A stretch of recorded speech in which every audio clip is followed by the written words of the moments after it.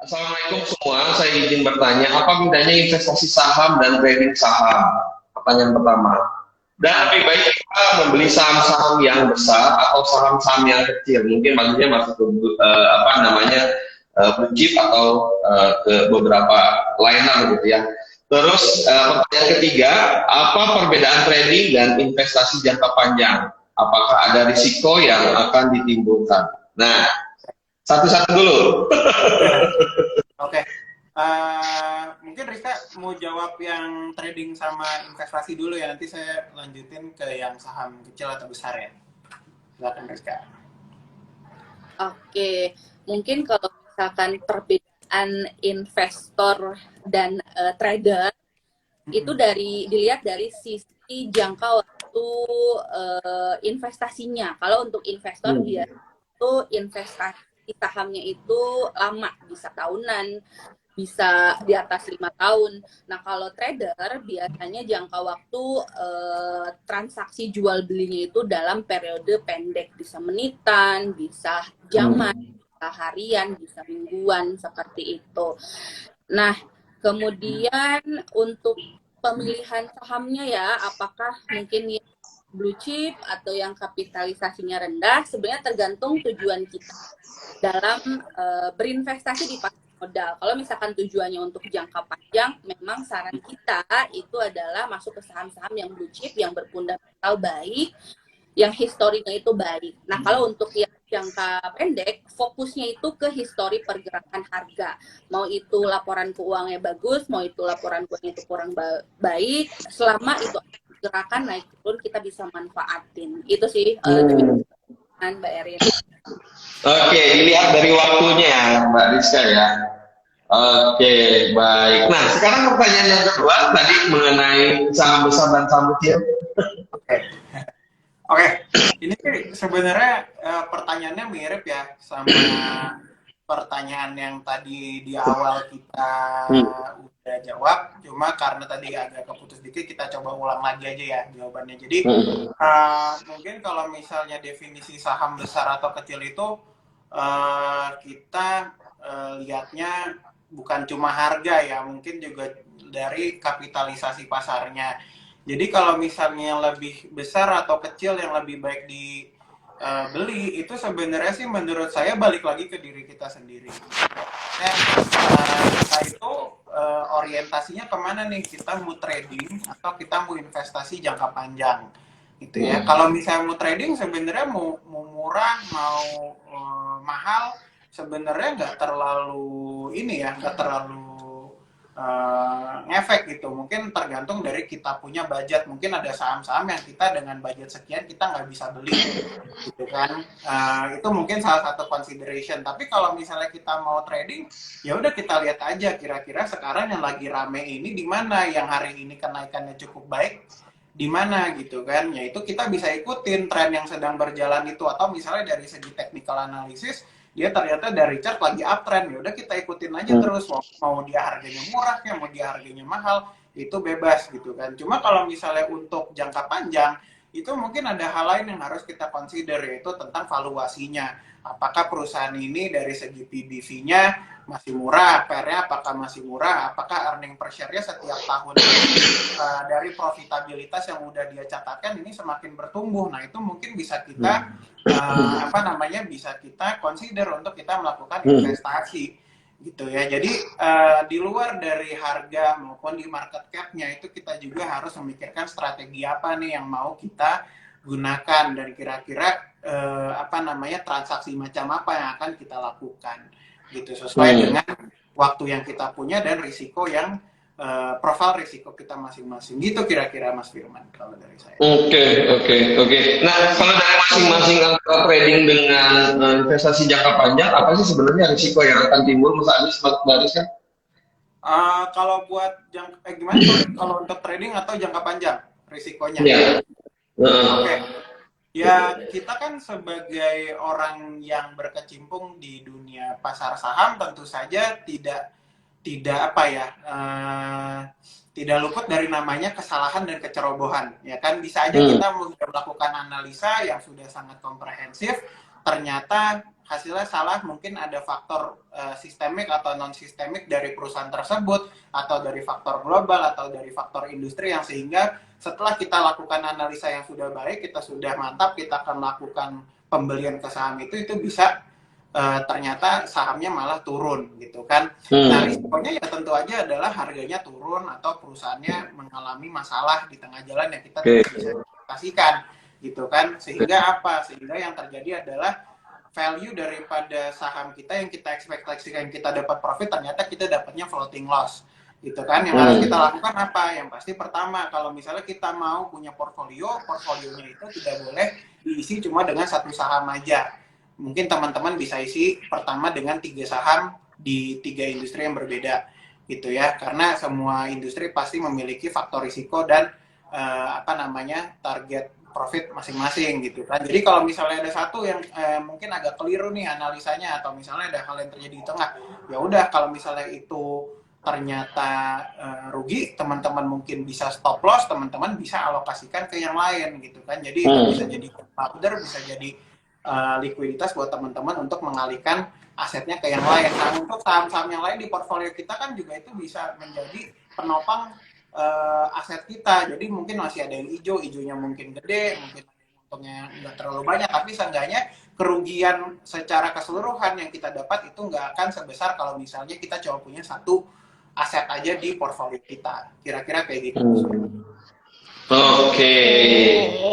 Menarik ya. Sebelum ini aku masih, karena tadi ada gangguan jaringan, jadi masih di cover dulu nih sama Kang Firman. Tapi tadi sedikit mendengar sudah disampaikan juga ya sama Mas Adi sama Mbak Rizka terkait perbedaan antara investing dan trading juga. Nah, terus menyambung ke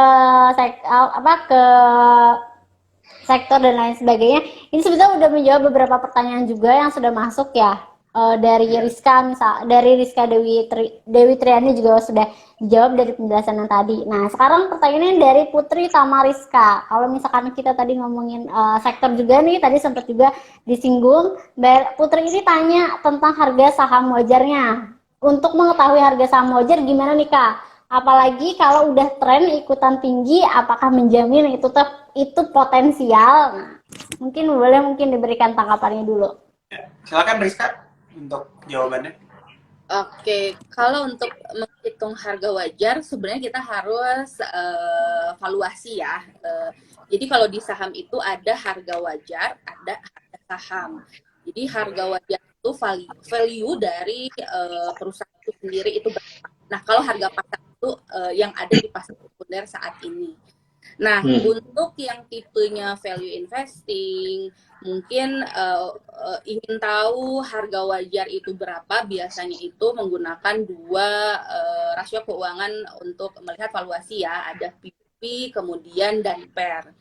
Jadi PBV itu price book value, jadi harga dibagi dengan nilai bukunya, kemudian price earning ratio, harga dibagi dengan EPS. Nah, sebenarnya EPS, PBV itu berapa sih harganya yang wajar? Sebenarnya nggak ada ketentuan. PBV per itu harus di bawah 1 atau di bawah 10. Tapi yang baik untuk kita lakukan adalah kita compare beberapa emiten dalam satu sektor. Misalkan sektor perbankan, ya kita harus compare nih PBV dan PER dari saham-saham perbankan. Dan compare-nya juga jangan disamaratakan. Misalkan BCA itu nggak bisa kita compare dengan BJTM misalnya gitu. Jadi BCA mungkin kita compare dengan BMRI, BNI, kemudian BRI, seperti itu. Itu yang paling baik untuk menghitung harga wajar. Gitu, demikian Firman, Mbak Erin. Oke, mungkin mau ada tambahan mungkin dari Mas Adis? Enggak sih, kalau dari saya udah cukup ya. Jadi mungkin lihat trennya juga ya, jadi teman-teman rajin-rajin baca berita aja gitu kan. Apalagi kalau misalnya udah waktunya pengumuman laporan keuangan kuartalan atau tahunan ya, itu juga teman-teman wajib banget tuh buat tahu gitu trennya gimana buat perusahaannya tersebut.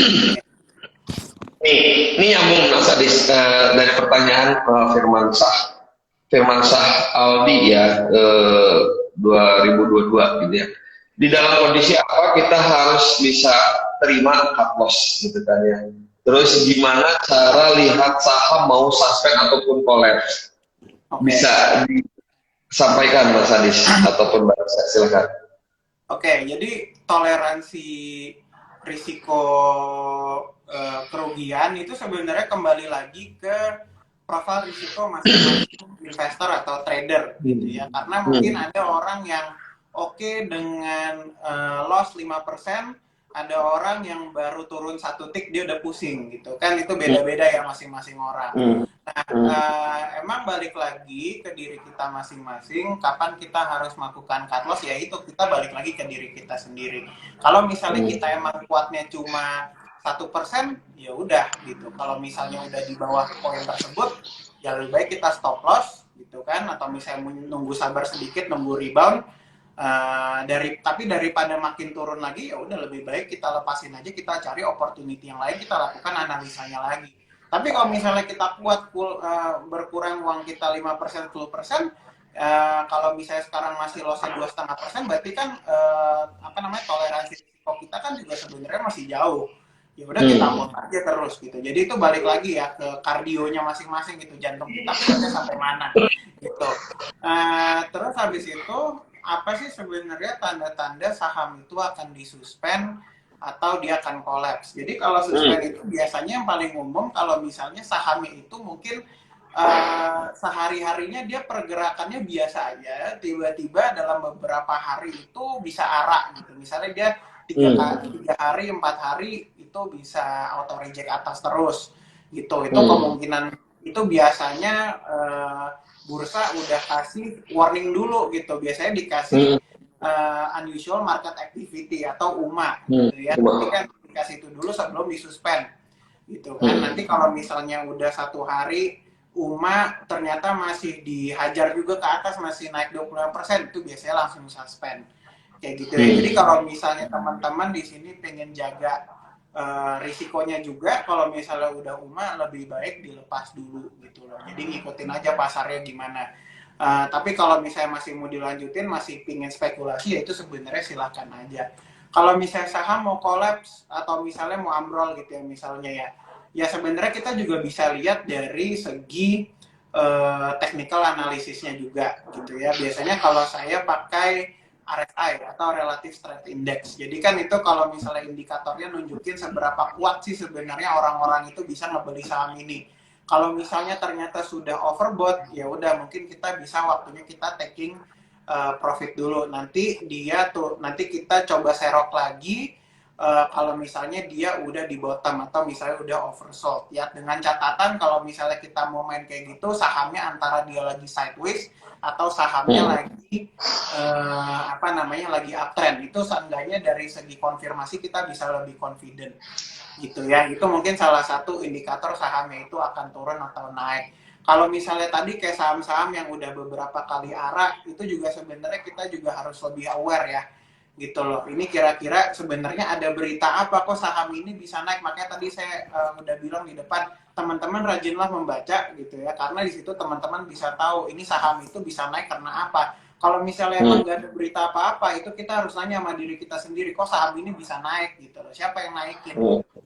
Sebenarnya kan banyak tuh portal informasi lah, kita bisa lihat kan siapa sih sebenarnya yang lagi beli gitu loh. Apakah emang ini dari performance-nya atau misalnya perusahaan itu memang lagi ada semacam corporate action yang bisa menaikkan harganya, apakah dia mau bagi-bagi dividen gitu kan. Itu juga kadang-kadang kalau mau bagi dividen suka naik tuh, tapi kalau misalnya dia udah pundet, dia bisa koreksi sesuai dengan percentage dari dividennya gitu. Itu sih beberapa kasus ya. Jadi emang nggak bisa diseragamin semua saham itu kalau turun ceritanya sama, pasti ada beda-beda sendiri. Teman-teman harus ada potensi untuk bisa membaca kapan saham itu bisa turun. Kira-kira gitu kalau dari saya, Mas Iran. Mungkin Rizka ada penambahan? Oke, berbicara mengenai resiko, baik itu investasi jangka panjang atau value investing dengan investasi jangka pendek, itu sama-sama memiliki resiko. Kalau misalkan kita jangka panjang atau investing, memang yang nggak bisa keluar itu adalah kita beli harus fundamentalnya itu yang baik. Itu yang pertama, nggak bisa ditawar. Nah, resikonya apa untuk investasi jangka panjang atau value investing pada saat mungkin kinerja dari perusahaannya itu mengalami penurunan. Mungkin bisa dilihat dari sisi rasio EPS, earning per share, atau laba bersih per lembar saham secara gradually itu memiliki kecenderungan yang turun. Misalnya gitu. Nah, itu mungkin kita lihat even Warren Buffett itu pernah melakukan cut-loss karena laporan keuangan atau kinerja perusahaannya itu kurang baik. Nah, itu resiko investasi jangka panjang. Kalau memang kita punya dan laporan keuangannya itu kurang baik, ya kita harus cut loss, kita beralih ke emiten yang memang lebih baik lagi, seperti itu. Nah, pertanyaannya misalkan nih, tahun 2020 pandemi, banyak perusahaan yang turun, kita cek lagi nih, rata-rata perusahaan itu turun atau enggak. Kalau misalkan hanya beberapa, nah itu yang harus kita waspadai. Tapi kalau misalkan rata-rata seluruh emiten turun, berarti memang kondisinya yang memang tidak mendukung ya, kurang baik seperti itu. Kemudian kalau resiko jangka pendek, kita beli untuk jangka pendek, harapannya mengalami kenaikan. Sebelum kita beli, kita punya skenario target jualnya di harga sekian. Tapi kalau misalkan tidak naik, ya kita harus antisipasi dengan melakukan cut loss pada saat memang menyentuh level supportnya atau level cut loss-nya, seperti itu. Baik itu investasi jangka panjang maupun jangka pendek, itu sama-sama memiliki resiko. Oke, menarik ya. Ini dari satu pertanyaan udah langsung kemana-mana nih ya, bahasannya udah menjawab juga beberapa pertanyaan yang udah masuk juga, udah sekalian menjawab juga. Tadi ada juga sempet yang nanya tentang resiko juga dan lain sebagainya. Tapi ini ada juga nih pertanyaan yang nyambung dari salah satu sobat IDX. Kalau misalkan tadi kita ngomongin resiko, udah ada juga tanda-tandanya perusahaan itu, terus kita juga harus rajin nih. Dari tadi Mas Adi sudah sampaikan kalau kita harus rajin membaca ya, baik itu membaca laporan keuangan ya, ataupun sebetulnya membaca berita juga ya, karena ibaratnya kalau kita punya saham tetap harus dipantau nih ya, apa nih berita yang mempengaruhi saham tersebut. Nah, ini tapi ada pertanyaannya, meminimalisir dari adanya kerugian, kalau dari adanya kerugian besar, kira-kira ada nggak sih tips atau mungkin langkah? Kalau misalkan tadi kita udah tahu resikonya, tapi kita maunya meminimalisir nih untuk supaya tidak terjadi kerugian besar yang diterima sama sobat IDX atau sobat Mapan juga. Oke. Mungkin Rizka mau buka dulu. Silakan. Kalau meminimalisir resiko, ada quotes dari Warren Buffett ya. Jadi resiko itu akan besar pada saat kita tidak tahu apa-apa. Jadi khususnya di pasar saham ini, kalau untuk trader ya kita harus tahu analisa yang digunakan dalam kita bertransaksi saham. Kalau misalkan kita untuk jangka panjang atau value investing, kita harus belajar cara membedah laporan keuangan seperti itu. Jadi poinnya di sini itu tadi sih. Jadi sebelum resiko itu akan besar pada saat kita nggak tahu apa-apa. Untuk meminimalisir resiko ini ya kita harus mempelajari analisanya, bukan menghilangkan, tapi agar itu lebih tepat. Demikian Mbak Er, Mas Firman. Iya. Oke, baik. Ada tambahan dari Mas Adis? Ya mungkin satu lagi ya, tadi yang udah di-mention juga di depan ya, bahwa selain kita harus sudah tahu perusahaan apa yang akan kita investasikan di sana, tentu aja kita juga harus bagi-bagi portfolionya gitu kan. Jadi jangan fokus sama satu saham aja atau satu aset aja gitu. Kita harus punya satu kombinasi portfolio. Misalnya ya pasti semua risiko itu ada, semua investasi itu ada risikonya ya. Jadi kalau misalnya kita punya 3 saham atau 5 saham di portfolio kita, seenggaknya kalau misalnya ada satu saham mengalami kerugian, hasil investasinya itu kita rugi gitu ya, seenggaknya kita ada buffer tuh supaya mungkin kerugian kita nggak terlalu gede-gede banget, nggak terlalu besar banget, atau kita dari segi profitnya itu bisa nutup, jadi nggak kelihatan lah overall portfolio kita tuh masih untung. Paling gitu sih, bayarin dari saya. Oke, siap. Saya mau ingin mengingatkan ya kepada teman-teman ya, yang ingin mengajukan pertanyaan silakan tulis di kolom komentar, jangan di kolom Q&A ya teman-teman ya. Sekali lagi ya, para teman-teman yang ingin mengajukan pertanyaan silakan tulis di kolom komentar ya, jangan di kolom Q&A. Oke Mas Adi, pertanyaan dari saya ini pribadi boleh ya Mas Adi dan Mbak Rizka ya. Nah, apa sih ya saham-saham di sektor apa sih yang sebenarnya ya dalam Ramadan ini gitu ya justru malah kita mendapatkan cuan gitu kan ya. Bukannya beberapa kemarin ada yang bilang ya sebelum menjelang Ramadan ada yang bilang bahwa retail lah yang akan mendapatkan cuan gitu ya. Nah sebenarnya kayak gimana sih Mas? Boleh diceritain nggak sih Mas? Ya mengenai hal tersebut. Silakan Mas Adis dan Mbak Rizka. Oke, Rizka mau buka dulu. Oke, kalau kita berbicara sektor, sebenarnya kita harus cari yang perlu kita langkah di awal ya, itu cari sektor tren. Jadi kalau misalkan kita lihat di indeks kita itu yang uptrend itu bisa kita lihat infrastruktur itu mengalami kenaikan. Nanti kita setelah tahu infrastruktur mengalami kenaikan, kita bisa lebih detail lagi nih ke emiten-emiten yang masuk ke item sektor infrastrukturnya itu apa. Cuma terlepas dari sektor, tetap dari pemilihan emitennya kita harus make sure emiten yang kita miliki atau yang akan kita beli itu harus dalam keadaan trend. Jadi kita saham uptrend itu sebenarnya sudah meminimalisir resiko penurunan harga saham. Karena kalau misalkan kita sudah konfirmasi saham tersebut sedang mengalami masa uptrend, sebenarnya kalau koreksi kemudian tidak didukung dengan harga turun, volumenya itu masih cenderung kecil, sebenarnya itu masih dalam koreksi wajar dan jalurnya itu masih uptrend. Jadi penting untuk tahu kita harus membeli saham yang lagi uptrend, terlepas dari sektor itu apa ya, tetap seperti itu. Oke. Ada penambahan? Silakan Mas Adis. Iya, benar sih kata Rizka, yang penting lihat aja, terutama untuk trader ya.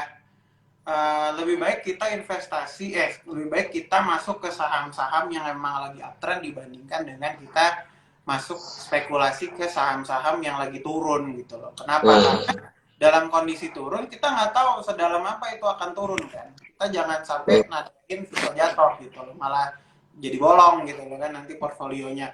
Itu salah satunya ya, makanya penting banget buat kita bisa baca gitu ya, chart itu ngarahnya sekarang kemana. Kalau misalnya sekarang kalau saya pribadi, kalau misalnya ada saham lagi sideways atau udah naik, kalau saya prefer ngambilnya saham yang udah naik aja, karena konfirmasinya udah ada, confidence-nya di sisi saya juga lebih tinggi kan.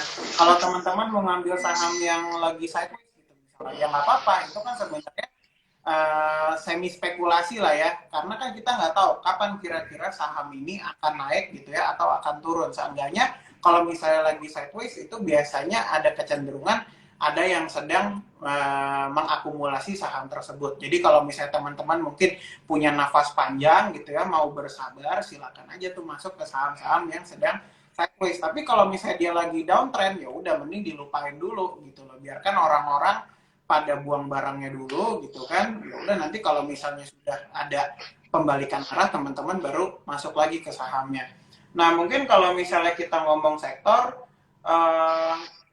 tadi benar kata Mas Firman, biasanya memang kalau misalnya lagi kita Ramadan gitu ya, itu kayak yang terakhir kita bilang juga di Q&A, terakhir sektor retail, sektor poultry itu biasanya mengalami kenaikan, tapi mungkin di tahun ini masih agak lesu ya. Jadi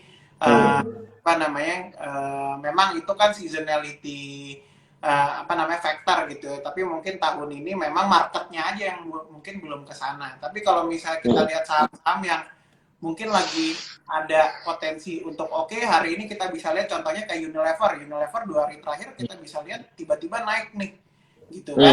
Mungkin belum waktunya banget buat teman-teman masuk ke sana, tapi kalau misalnya mau spekulasi silakan aja gitu kan. Sektor lain yang mungkin masih bagus ya, kita bisa bilang big banks itu ya, bank yang besar ya, bukan bank-bank yang mini ataupun bank digital, itu banknya juga bisa dibilang dari segi kinerja masih oke gitu ya, dan harapannya tentu aja di kuartal 2, 3, atau 4 sampai akhir tahun itu masih melanjutkan tren kinerja yang positif. Ditambah lagi kita sekarang kemungkinan ada spekulasi bahwa mungkin inflasi kita naik gitu kan, suku bunga untuk menaikkan tekanan kepada central bank untuk menaikkan suku bunga juga semakin kencang nih gitu ya. Mungkin Q3 kalau misalnya inflasinya di Q2-nya meningkat, Q3 mungkin ada suku bunga ya, kita nggak tahu itu nanti gimana.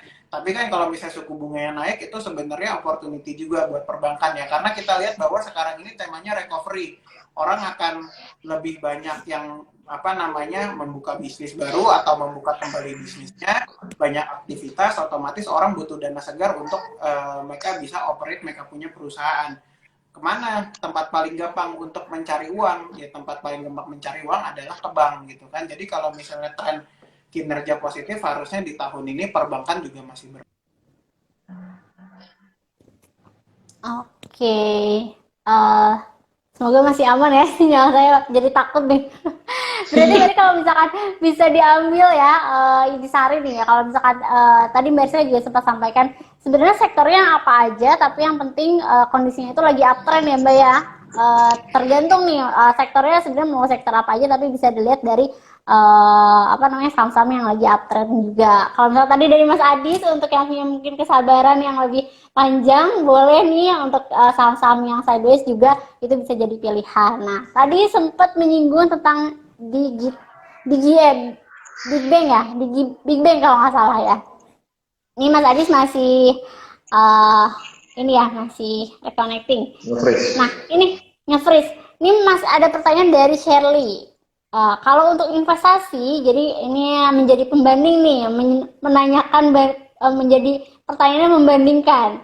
Kalau untuk investasi lebih baik di Big Bang atau komoditi ya, karena kan sebetulnya ini dua sektor yang berbeda juga. Mungkin nggak apple to apple bisa dibilang, tapi mungkin ada pendapat lain mungkin dari Mbak Rizka, mungkin tanggapannya seperti apa? Oke, baik, terima kasih Mbak. Sebenarnya sebelum kita menentukan nih ke sektor mana, kita harus tahu dulu model bisnis itu seperti apa. Kalau banking, big banking kan kita udah pasti udah tahu ya. Kalau komoditas, komoditas itu fluktuatif. Jadi harga-harga sahamnya itu akan naik saat harga komoditas itu mengalami kenaikan. Begitu pula pada saat harga komoditas itu mengalami penurunan, biasanya tercermin ke kinerja dari perusahaannya, kemudian harga saham juga mengikuti. Nah, kalau untuk investasi kita nyari yang stabil ya. Jadi hindari fluktuatif, karena kalau misalkan kita lihat komoditas ini, kita ambil katakanlah batu bara, kemudian CPO, kemudian nikel, kemudian natural gas, kemudian atau oil itu sendiri. Kalau harga historinya kita tarik dari 20 tahun terakhir, 10 tahun terakhir, pada saat naik bisa naiknya tuh kenceng banget, pada saat turunnya tuh kenceng banget.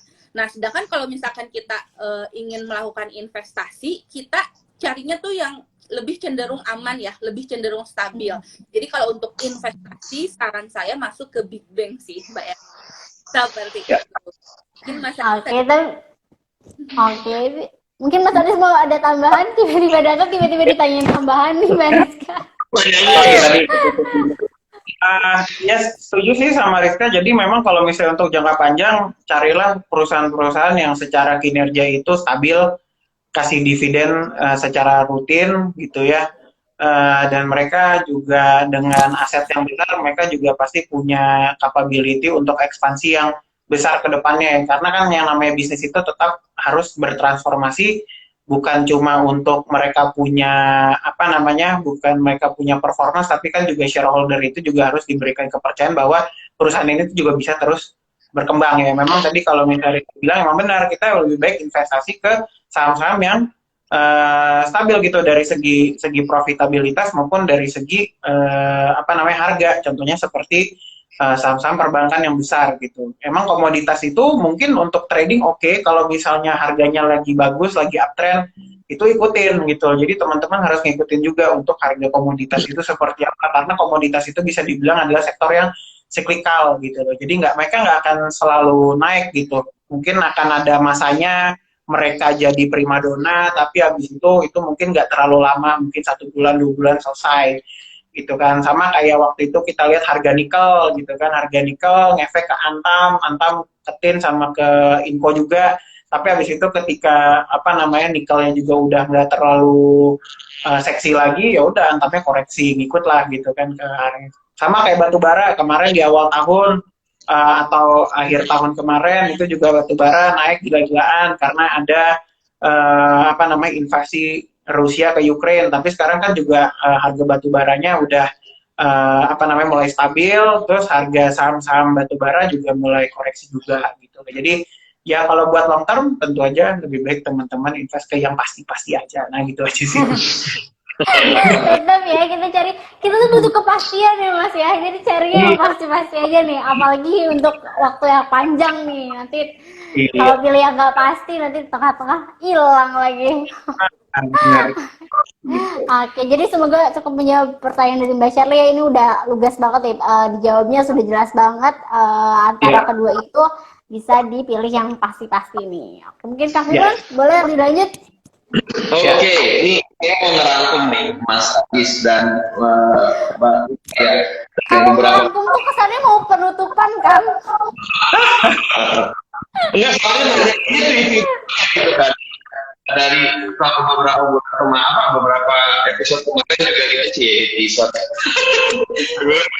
juga nanya mungkin itu. Nah sekarang ini di sini coba kita lihat gitu ya, banyak pertanyaan ya, banyak menanyakan tentang masalah IPO. Setiap tahunnya Bursa Efek selalu banyak perusahaan yang IPO. Benar nggak sih kalau misalkan kita sebagai investor baru gitu yang membeli saham IPO, terus bagaimana sih prospeknya saham IPO, aman nggak sih? Sekarang saya minta jawaban dari Mas Adis dan Mbak Rizka, how about IPO? Ya, oke. Bagus nih pertanyaannya Mas Firman gitu ya. Karena emang ini adalah saham yang paling tidak pasti gitu ya. IPO itu kenapa tidak pasti? Karena ya, historisnya pasar modal itu belum ada gitu kan. Jadi kita ini kira-kira arahnya mau dibawa kemana gitu. Jadi tapi kan ini adalah kalau misalnya sebuah saham itu mau IPO, dia menyediakan satu material yang teman-teman bisa baca dan pelajari, namanya prospektus ya. Jadi prospektus itu menjelaskan lini usaha bisnisnya tuh apa gitu kan, historis perusahaan itu seperti apa, manajemennya tuh siapa aja, dan yang pasti dari kinerja itu seperti apa, dan risiko bisnis perusahaan maupun risiko investasi di perusahaan ini itu teman-teman juga bisa lihat di sana gitu ya. Jadi kita nggak bisa memprediksi gitu kan, kayak apakah sebuah saham yang harganya murah hari pertama itu pasti auto reject atas, itu kan kita nggak ada yang bisa jawab ya kan. Kita nggak tahu gitu. Kenapa? Karena kita nggak tahu saham itu sebelumnya itu harganya berapa, karena kan nggak ada historical performance dari chartnya gitu kan. Jadi penting banget buat teman-teman ketahui dulu ya. Jadi kalau misalnya mau IPO ya sekarang kalau saya sih mindsetnya kita lihat jangka panjangnya aja gitu dulu. Kira-kira perusahaan ini dari segi historical performance itu net profitnya tumbuh terus apa enggak? Apakah perusahaan ini malah rugi? Kalau misalnya kita ada perusahaan yang untung, lalu dari segi industrinya juga mendukung, mungkin saat ini juga industrinya lagi bagus, ya udah nggak salah kita untuk masuk ke perusahaan tersebut, gitu kan? Tapi mungkin yang terukur ya, jangan sampai kita masuk ke sebuah perusahaan IPO yang dari kinerja harga sahamnya kita belum tahu kayak gimana, kita malah spekulasi banyak di sana gitu kan. Jadi ya, yang pasti harus do your own research gitu. Jadi harus baca dulu prospektusnya, pelajari, lakukan analisanya. Karena cuma dari situ informasi yang teman-teman bisa dapatkan. Teman-teman nggak bisa melakukan technical analysis. Teman-teman cuma bisa lihat kinerjanya aja dari perusahaan tersebut. Gitu ya untuk IPO ya. Jadi ya kita nggak bahas saham tertentu ya. Jadi ya udah gitu. Mungkin Rizka ada tahu. Oke, sebenarnya jawaban Mas Adi itu sudah cukup bagus ya. Yang pertama, betul, kita harus lihat prospektusnya itu seperti apa. Kita harus lihat perusahaan yang Jadi sebelum listing biasanya itu kita bisa prospektus seperti apa. Kemudian dari sisi emiten itu ada public exposure mini ya. Jadi kita bisa mendengarkan nih pemaparan dari manajemen.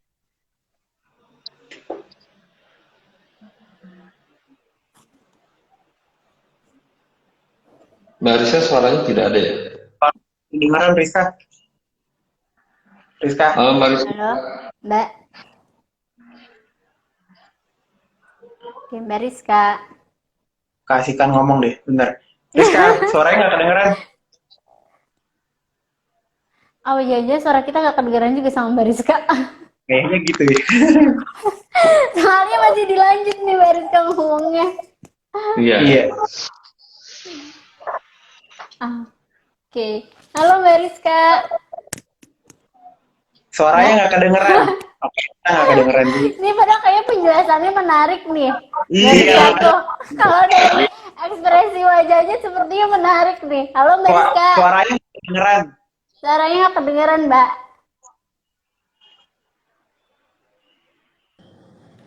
Nah, Halo? Halo. Nah, boleh diulang kayaknya kalau kayak gini. Mohon maaf, ini ada telepon nih Mbak Erin, Mas Firman. Saya ulang atau mau lanjut? kayak diulang aja deh. Boleh diulang Mbak. Oke, sebenarnya yang pertama, betul kata Mas Adis, kita harus lihat prospektus dari perusahaan yang akan IPO itu seperti apa. Kinerja perusahaan itu seperti apa. Prospek kedepannya itu gimana. Dan biasanya pada saat ada suatu emiten yang IPO, itu biasanya akan melakukan public expose mini. Jadi kita bisa mendengar pemaparan dari manajemennya. Prospeknya tuh bagus gak sih ke depannya? Seperti itu. Kemudian yang kedua, kita lihat sektornya. Sektornya dari perusahaan yang akan IPO ini di pasar kita ini sedang uptrend, sedang on fire atau enggak nih. Itu penting. Karena biasanya itu berpengaruh pada saat sektor dari perusahaan yang IPO itu sedang naik, biasanya saham dari IPO-nya juga ikut mengalami kenaikan. Seperti itu, Mas Firman. Demikian. Oke, baik. Oke, baik. Tapi sebenarnya kalau misalkan untuk IPO ya memang mau tidak mau kita cuma hanya bisa melihat ya dari prospektus tersebut gitu ya. Dan sebenarnya apa ya, kita kalau misalkan memang mau invest di saham IPO ya boleh-boleh saja, cuman mau tidak mau ya ibarat nih kita baru kenalan gitu ya otomatis kita harus perdalam dulu nih gitu kan ya, saham itu seperti apa, saham yang kita akan beli itu seperti apa. Oke, baik, silahkan kita pertanyaannya. Oke, sebenarnya masih mau tanya nih tentang IPO. Kalau misalkan kita kan cuman Sobat ID sama Sobat Mapan itu kan hanya bisa lihat dulu dari prospektus nih. Nah, kan biasanya ini ada beberapa perusahaan yang memang punya akan menggunakan dana itu adalah untuk misalkan membuka cabang dan lain-lain. Nah, misalnya nih. Tapi ternyata ada nih perusahaan yang akan menggunakan dana itu ternyata untuk memenuhi atau membayarkan melunasi tanggung jawabnya. Nah, kira-kira sebetulnya dari dua atau mungkin sebetulnya ada beberapa juga nih hal-hal yang memang digunakan sama perusahaan yang mau IPO itu, sebetulnya mana sih yang bisa menjadi kayaknya ini nih yang jadi poin penting buat Sobat ID sama Sobat Mapan yang memang baru baca prospektusnya, dan kayaknya yang bagus itu atau enggak yang kedepannya akan baik ini yang seperti apa? Itu sebenarnya ada kriterianya nggak sih, Mas? Atau sebetulnya ya kita nggak akan ada yang tahu nih kedepannya perusahaan itu akan seperti apa? Oke.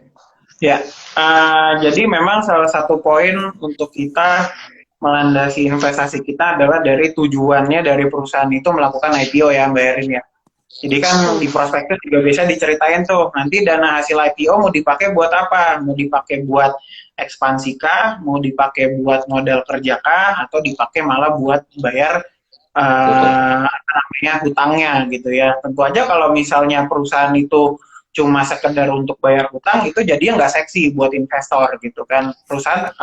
Investor pasti lebih senang masuk ke perusahaan-perusahaan yang punya visi ke depan gitu kan, karena itu story yang dijual sama mereka pas lagi melakukan IPO gitu. Jadi di luar dari kinerjanya bagus atau jelek, kita juga harus lihat dia menawarkan cerita apa sih ke kita gitu kan.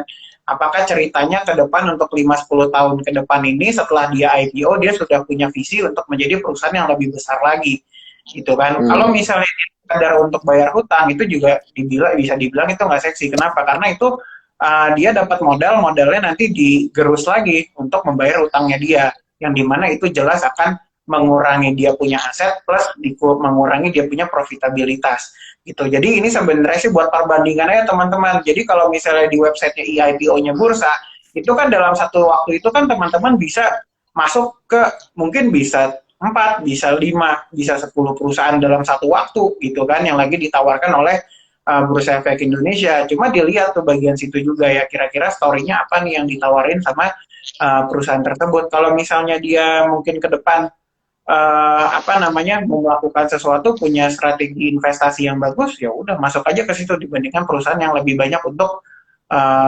alokasi dananya untuk bayar utangnya. Kira-kira kayak gitu kalau dari saya. Mungkin Rizka ada tambahan juga.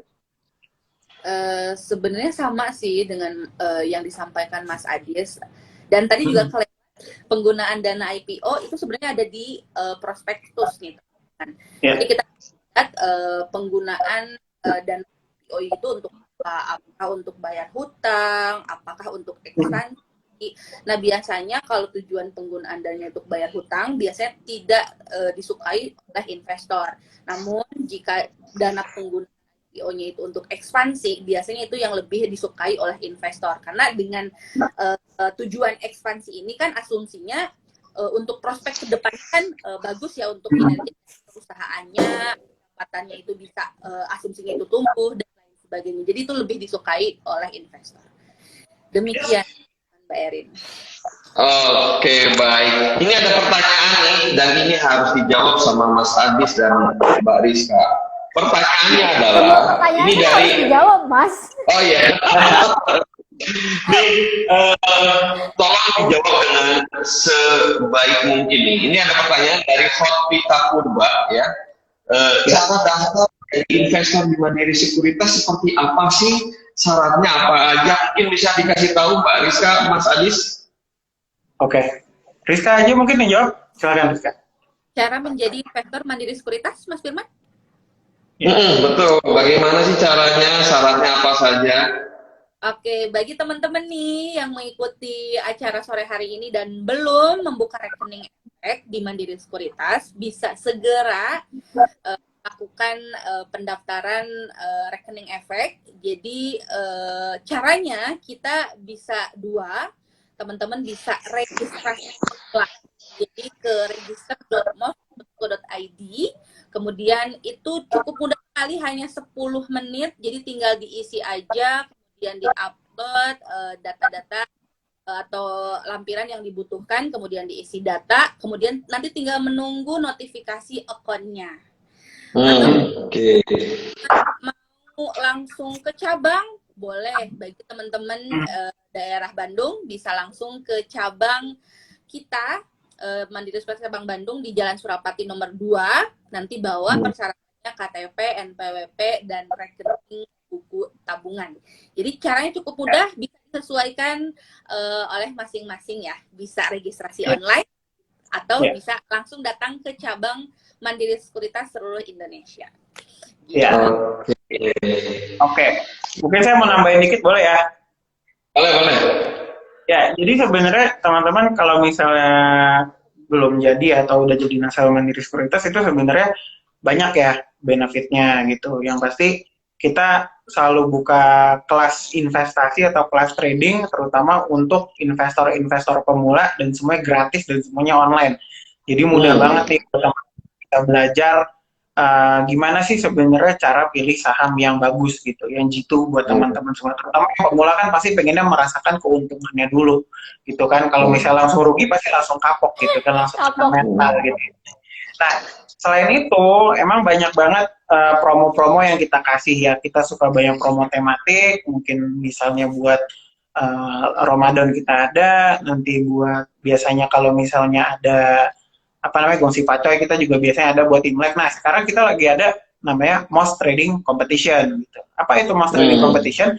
Ini sebenarnya sebuah acara kompetisi untuk nasabah-nasabah Mandiri Sekuritas gitu. Jadi buat nasabah-nasabah dengan transaksi terbesar itu nanti akan kita kasih hadiah di akhir periodenya gitu. Sekarang bisa teman-teman kita daftar sampai 30 April 2022 dan hadiahnya pun juga banyak nih ya. Jadi ada PS5, ada handphone, ada Nintendo Switch, ada motor dan grand prize-nya ada satu mobil Toyota Race. Jadi kalau misalnya teman-teman udah jadi nasabah Mandiri Sekuritas, langsung aja nih ikutan acaranya Moss Trading Competition karena penutupan pendaftaran itu cuma sampai 30 April. Kalau misalnya teman-teman sekarang nggak ikutan, nanti nggak dapat kesempatan untuk dapat hadiah yang luar biasa besar.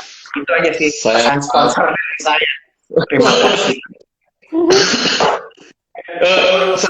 Caranya mudah ya, online juga bisa, datang langsung juga akan dilayani, mau di mana saja gitu ya, mau di Bandung, mau di Jakarta gitu ya, sampai itu ada kantor di Sekuritas itu akan dilayani dan kita bisa menjadi investor tentunya di Mandiri Sekuritas. Terus tentunya benefitnya juga banyak gitu kan ya, tadi ada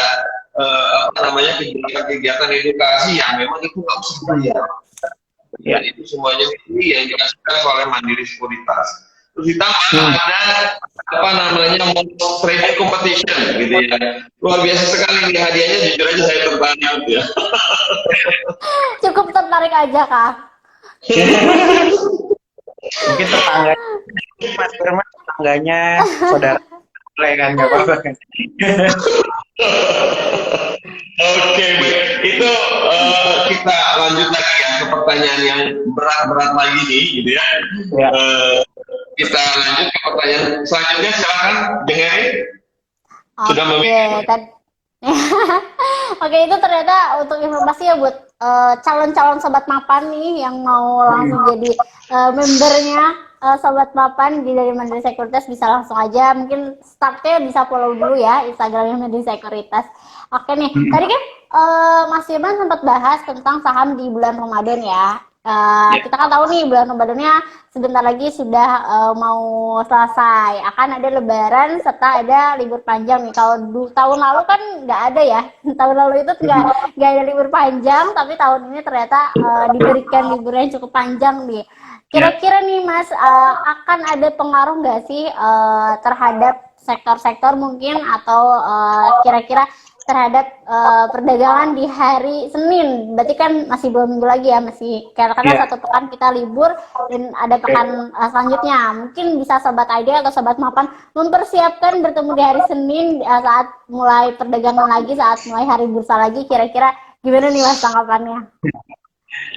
Oke, ya jadi kan kita sekarang hari bursanya tinggal 2 hari ya, besok sama lusa. Gitu. Ya kita sih lihat memang kondisinya banyak saham itu mungkin ada yang sideways, ada yang uptrend, tiba-tiba ambrol ya, karena memang ada aksi taking profit ya dari para pelaku pasar, entah itu institusi maupun dari retailnya juga ya, mungkin ada panic sell segala macam sehingga makin turun nih harga-harga saham.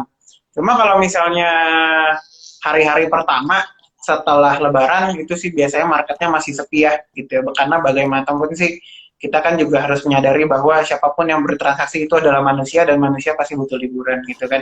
Jadi ya mungkin masih ada yang mudik gitu kan. Jadi ya kalau misalnya hari Senin, hari Selasa ya itu sih menurut saya kemungkinan besar sih masih belum terlalu terstimulasi ya, masih agak sepi gitu karena masih dalam rangkaian masih dalam tema libur panjang lah gitu ya, mungkin orang masih butuh riset dulu gitu kan. Biasalah kayak kita kerja ya bayarin ya, kalau misalnya masih hari pertama libur panjang pasti kan masih coding gitu kan, aduh email kok males nih, lupa saya cara nulis gimana yang juga mungkin bingung gitu. Nah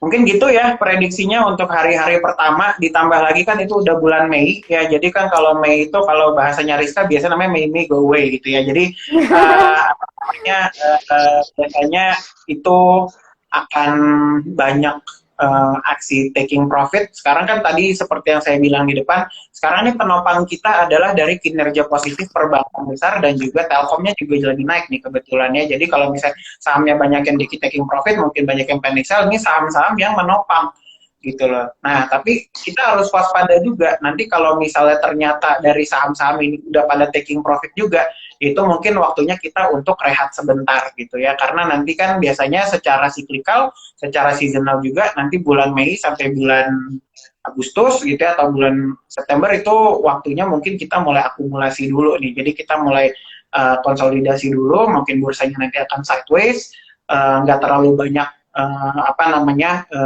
fluktuasi di pasar, nanti mulai masuk lagi ke pasar mungkin akhir September atau Oktober ya, menghadapi window dressing di akhir tahun.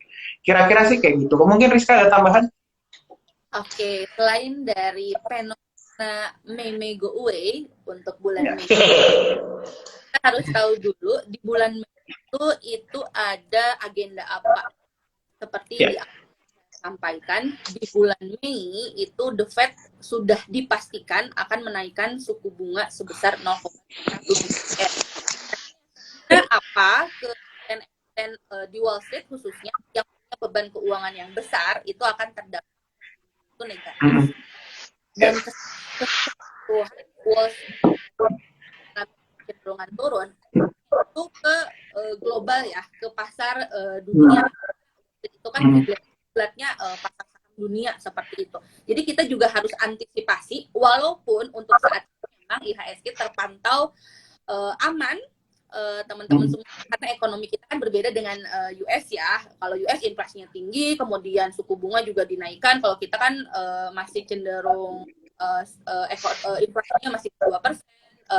Kemarin juga BI belum akan menaikkan suku bunganya, melihat ekonomi kita berbeda dengan US. Tapi tetap kita antisipasi nanti di bulan Mei pada saat The Fed itu menaikkan suku bunga, karena efeknya itu akan ke pasar modal global, khususnya di Indonesia.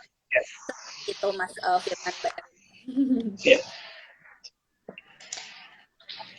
Oke, mungkin tinggal beberapa menit lagi ya. Cuman sebelum beberapa menit lagi berakhir, saya pengen dong mungkin ada closing statement nih, Pak. Mau mengucapkan minal aizin atau seperti apa, silakan Mas Adis dan Mbak Rizka. Oke, closing statement ya, penutupan Ramadan juga. Jadi teman-teman, kita nih sebentar lagi menghadapi bulan udah mau Lebaran ya. Gitu. Jadi buat teman-teman yang hari ini udah jualan saham, selamat ya. Jadi dananya udah bisa cair nanti hari Kamis. Mau buat mudik, ada yang mau dipakai buat bagi-bagi THR ke ponakan atau buat ke saudara-saudaranya ya. Jadi seenggaknya tuh cash yang udah kita itu udah secure lah cash kita gitu ya. Karena kan mungkin minggu depan pasar saham nggak gerak, pasar modal, overall obligasi maupun reksadana itu juga nggak gerak, ya mungkin teman-teman bisa masukin ke produk-produk pasar uang, contohnya mungkin bisa masuk ke reksadana pasar uang atau ke deposito ya, seenggaknya 1 minggu itu dananya tuh jangan tidur gitu loh, masih bisa bergulung lah, teman-teman dapat bunga lah dari dana yang sudah hari ini dijual ya. Nanti teman-teman kalau misalnya setelah libur lebarannya sudah bergairah lagi pasar sahamnya, silahkan masukin lagi ke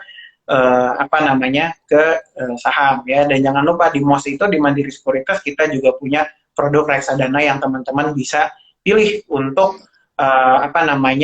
markirin ya, atau nyekolahin dananya tersebut. Seenggaknya minggu depan teman-teman lagi liburan, rasanya tuh tenang, oh ya uang saya ternyata masih bisa menghasilkan untuk saya gitu, walaupun saya nggak ngapa-ngapain gitu kan. Itu kan yang penting.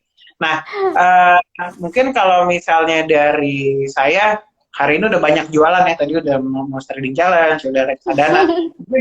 Yang mau saya kasih tahu nih buat Sobat Mapan, terutama yang di Cirebon ya, jadi nanti abis Lebaran kita akan ada representatif di sana yang bisa bantu teman-teman terutama di daerah Ciayu Majakuning ya. Jadi Cirebon, Indramayu, Majalengka dan Kuningan, Mandiri Sekuritas sekarang udah lebih dekat sama teman-teman di sana.